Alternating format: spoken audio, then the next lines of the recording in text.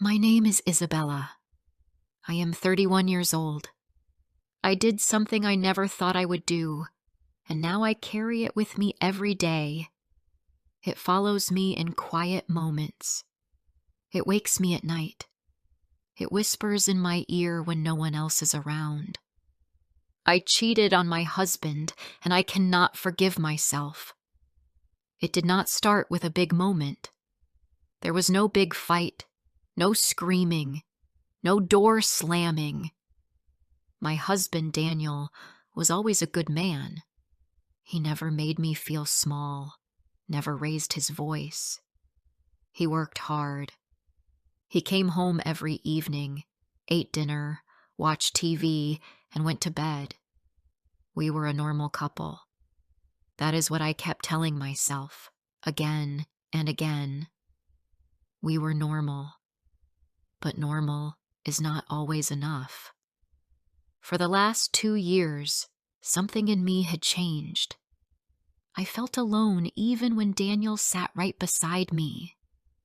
I smiled, but it was not real.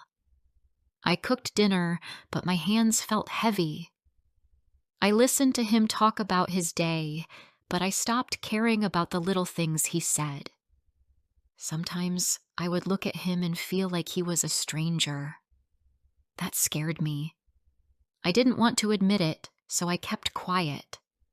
I acted like everything was fine, but inside, I felt empty. Then I met someone. His name was Scott. He was not better than Daniel. He was not smarter or kinder or more handsome, but he looked at me in a way I hadn't seen in a long time. We met at a gym. It was nothing special, just a place I started going to feel something, anything. I used to walk on the treadmill and watch people. I didn't even care much about fitness, but it was a place where I could leave the house, where I could feel like someone new. Scott was one of the trainers there. He helped with simple things, showing people how to stretch or use the weights. He said hello. I said hello back. That was all in the beginning, but slowly, things changed.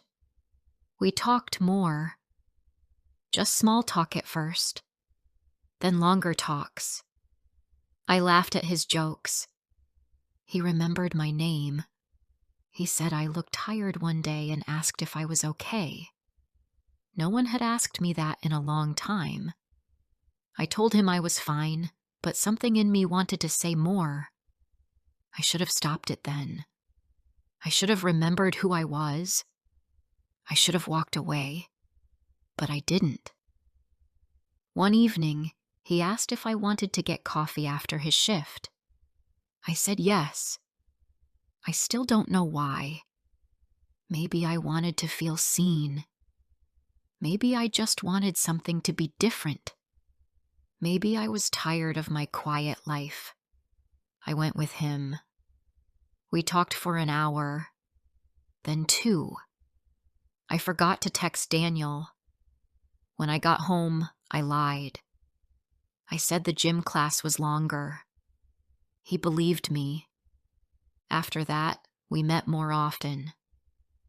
Nothing happened at first. Just coffee. Just talking. But I started dressing a little nicer when I went to the gym. I looked in the mirror longer. I smiled more. When he touched my shoulder, I didn't move away. One day, he asked if I wanted to come to his place. I said yes. I cannot even explain what I was thinking. It was like my body moved before my mind. I followed him. I sat on his couch. I looked at the walls of his apartment, the empty table, the single chair, the plain window. It all felt wrong, but I didn't leave. I stayed. That night, I crossed a line. I did something I can never take back. When I woke up the next morning, I didn't feel happy. I didn't feel loved. I felt sick. I left without saying much. I walked to my car like I was walking through deep water. My hands were cold on the steering wheel. I didn't turn on the radio. I didn't want noise. I just wanted silence. Daniel was already at work when I got home. The house was still. I sat at the kitchen table for a long time. I stared at the surface. I didn't cry. I didn't scream.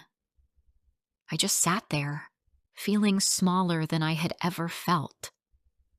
My phone buzzed. A message from Scott. I didn't answer. I never answered again. That was 3 weeks ago. I haven't told anyone.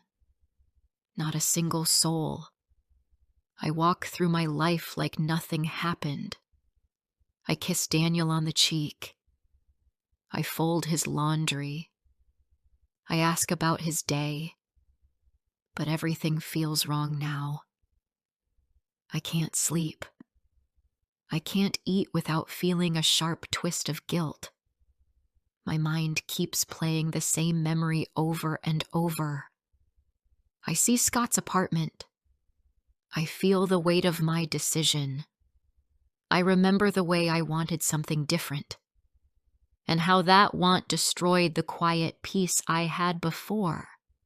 What hurts more is that Daniel has no idea. He still smiles at me like he did before. He still holds my hand when we cross the street. He doesn't know the truth, and I don't know how to live with it. Sometimes I stand in front of the bathroom mirror and look at myself. I don't recognize my own face. I see someone who lied, someone who betrayed the one person who always stood by her. I want to scream at that woman in the mirror. I want to ask her why. Why did you do it? Why did you throw away trust for a few hours of feeling new? But she doesn't answer. She just stares back, silent and tired. I think about telling Daniel, but the thought makes me sick. What will he say? What will he do? Will he leave? Will he cry? I can't bear it. I can't even imagine his face if he knew. I know people say the truth sets you free, but I don't believe that anymore. This truth will not free me. It will destroy him. So I stay quiet. I keep it inside. But it's not silent in my mind. Not for a second. My own voice, the part of me that still feels shame, keeps asking the same question. What kind of person am I now? What kind of wife? I want to turn back time. I want to go back to the day before I met Scott. I want to walk past him. I want to choose home. I want to choose Daniel. But I didn't. And now, all I can do is carry this weight alone. Every night I lie beside my husband. He sleeps peacefully. I turn to face the wall. My eyes stay open. And the silence in the room? It's loud. It screams the truth I cannot say out loud. Before I share the rest of my story, I need to know, where are you listening from? Knowing someone hears me, understands me, gives me strength. The days moved forward, but I felt stuck. I woke up, I brushed my teeth, I made breakfast, and I smiled when Daniel walked into the kitchen. But inside, I felt cold. Nothing around me felt real anymore. Even the warm smell of coffee in the morning didn't feel like home. It felt like a memory I couldn't touch. Daniel didn't notice anything. Or maybe he did, but he didn't ask. He still hugged me before leaving for work. He still brought home small things like a chocolate bar or my favorite juice. He still talked about work. Small problems, strange coworkers, a funny story from lunch. I listened. I nodded. But I never really heard him. My thoughts were always somewhere else. Some nights he asked me if I was okay. He said I seemed tired. I told him I was fine. He believed me. That made everything worse. He trusted me. He looked at me with eyes full of care, and I sat there pretending. Every time I laughed at his jokes or kissed him goodnight, I felt like a liar. I wanted to scream and cry and confess, but I didn't. I couldn't. I started avoiding mirrors. I didn't want to see the face I no longer understood. I cleaned the house more than usual. I scrubbed the kitchen even when it was already clean. I folded clothes with too much care. I cooked perfect meals. It was like I was trying to wash away what I had done with chores and smiles. But nothing helped. My mind never rested. Even in small, quiet moments, I was not alone. There was a voice inside me now. It followed me everywhere. When I washed the dishes, it asked why I had done it. When I sat in the shower, it told me I was a coward. It reminded me that no matter how kind Daniel was, I had already failed him. I could not tell my friends. I could not tell my sister. I could not even tell a stranger. The words felt too heavy. I imagined how people would look at me if they knew. I didn't want pity. I didn't want judgment. But most of all, I didn't want them to say what I already feared, that I didn't deserve Daniel. I stopped going to the gym. I couldn't risk seeing Scott again. I didn't block his number, but I never opened his messages. He wrote 3 times. I saw the previews. He said he missed me. He said he wanted to talk. He said he didn't regret that night. But I did. And I hated him for saying he didn't. One morning, while Daniel was at work, I sat on the edge of our bed and thought about leaving. Not forever. Just for a while. I thought maybe a week away would help me think. But what would I say? That I needed time? That I was tired? It would be a lie again, and I couldn't bring myself to make another lie. Instead, I tried to be better, kinder, softer. I planned a small dinner at home, just for the 2 of us. I cooked his favorite food. I put on a nice dress. I even lit a candle. He smiled when he came in. He looked surprised, happy. He kissed me and said, "This is nice." And for a few minutes, I felt normal again. For a moment, I believed I could fix this. But then, halfway through dinner, he looked at me and said, "You've been quiet lately. Is something wrong?" I froze. My hand stopped moving. I smiled. Too fast. I said, "No, everything's okay." And just like that, the moment was gone. I saw the worry in his eyes. He didn't push me, but I knew he felt it. He knew something was off, even if he couldn't name it. That night, I cried in the bathroom. I sat on the cold floor with the lights off. I covered my mouth so he wouldn't hear me. The tears didn't stop for a long time. I felt like I was sinking deeper each day into something I could not escape. I wasn't just guilty. I was ashamed. And that shame lived in every part of me. I started to wonder if I had ever really loved Daniel. That thought scared me more than anything, because I did love him, or I thought I did. But if I loved him, why had I broken him without even telling him? Why had I let someone else into a part of me that was supposed to be his?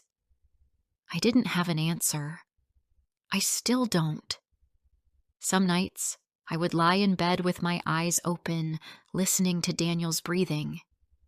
I would watch his face, soft in sleep, and I would think about the years we had built together, the small things, the morning walks, the way he made coffee just the way I liked it, the way he kissed my forehead when I had a bad day. I didn't want to lose that, but I knew I already had, in a way that he couldn't even see yet. The worst part was knowing that even if I told him, even if I broke down and said every word out loud, it wouldn't bring peace. It would bring pain. And I didn't know if that pain would end with forgiveness or with him walking out the door. So I stayed quiet.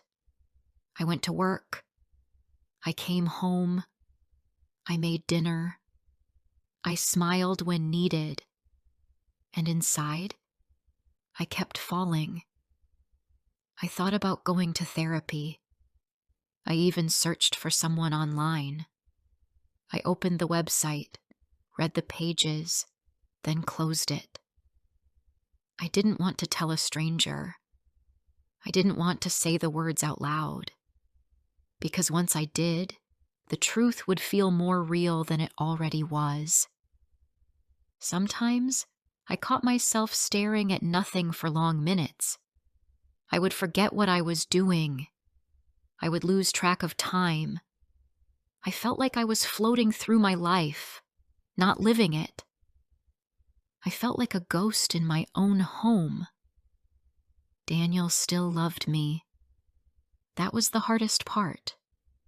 He still kissed me goodbye. He still said, "I love you," before bed. And I whispered it back, even when the words felt like glass in my throat.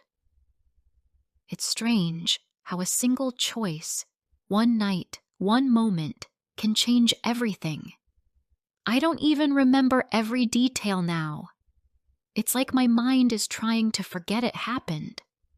But my heart knows. My body knows.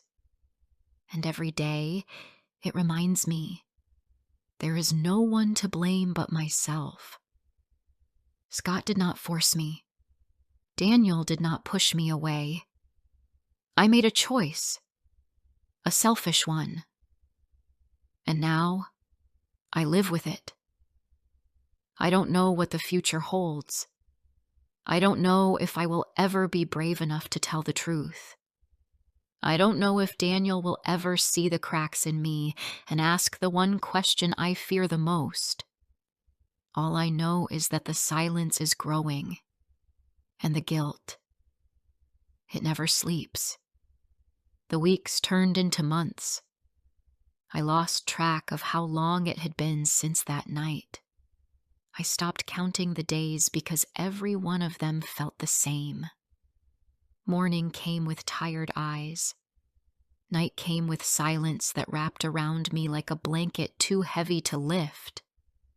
I walked through life like I was borrowing it.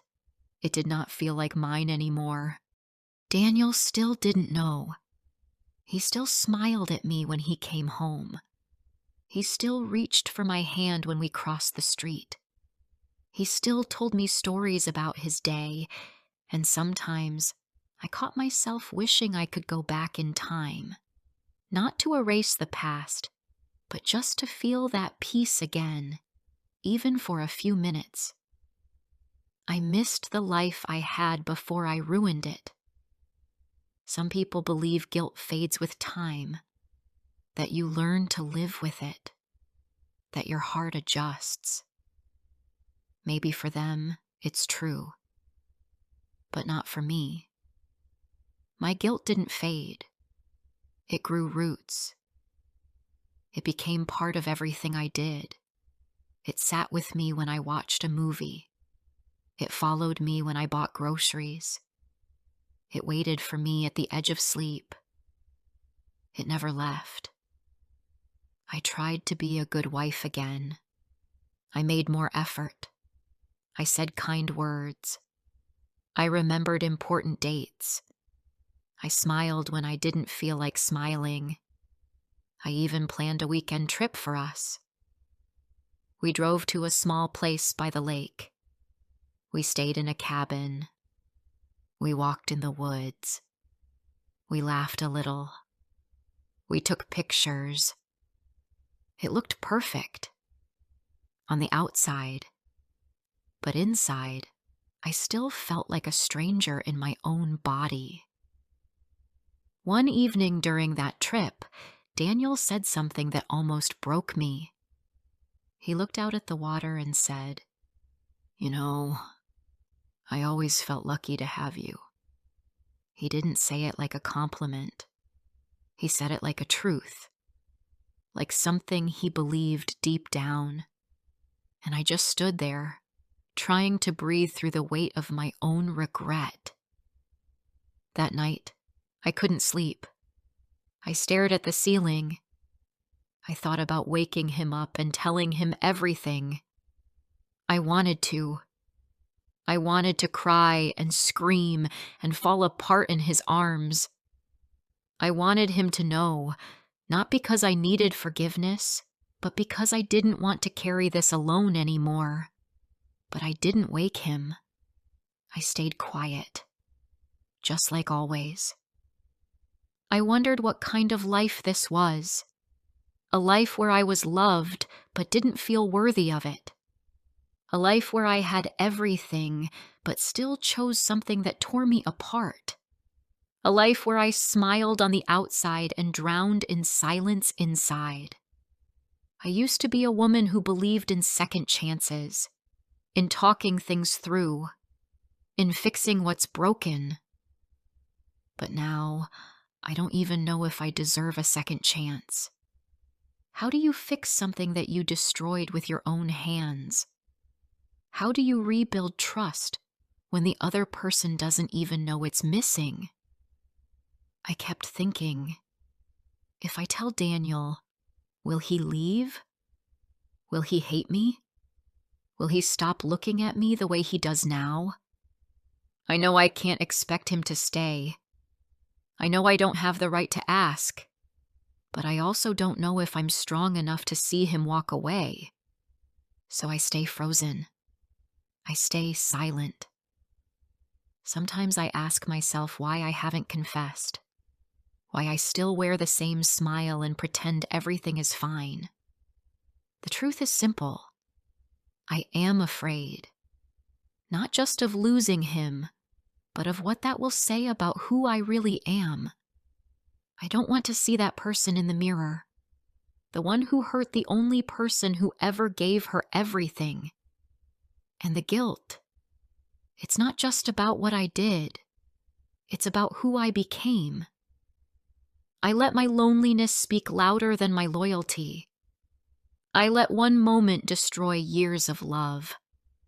I didn't cheat because I stopped loving Daniel. I cheated because I stopped loving myself. And now, I'm trying to pick up the pieces, but they don't fit the same way anymore. Every time I look at him now, I feel a pain that has no name. It sits between us like something heavy, something invisible. He doesn't see it, but I do. I feel it in every quiet dinner, every shared laugh, every time our hands brush and I pull away too fast. And the worst part? He still trusts me. I can see it in the way he looks at me, like he believes in me, like he thinks I'm the same woman he married. But I'm not. I wish I were, but I'm not. I lost her the moment I stepped into that apartment, the moment I let my weakness speak louder than my vows. Now I live two lives, one where I pretend, and one where I remember. There are days I wish he would just find out on his own. Not because I want to be caught, but because I don't have the strength to tell him myself. I imagine him seeing a message, overhearing something, putting the pieces together. And then I imagine the look in his eyes when he realizes the truth. That image lives with me more than any memory from that night. I don't know how long I can live like this. I don't know if this silence will ever break. I don't know if I'll wake up one day and finally speak the truth, or if I'll carry this secret to the end, holding it like a stone in my chest that never goes away. Some days, I think about leaving, just packing a bag and walking away from everything. Maybe that would be easier than living this lie, but even that feels like a coward's way out, and I've already done enough damage. So I stay. And I wait. For what? I don't know. I don't know what healing looks like anymore. I don't know what forgiveness feels like. I don't even know if I deserve it. I live every day with this secret. I can't sleep. I can't speak. I can't move forward.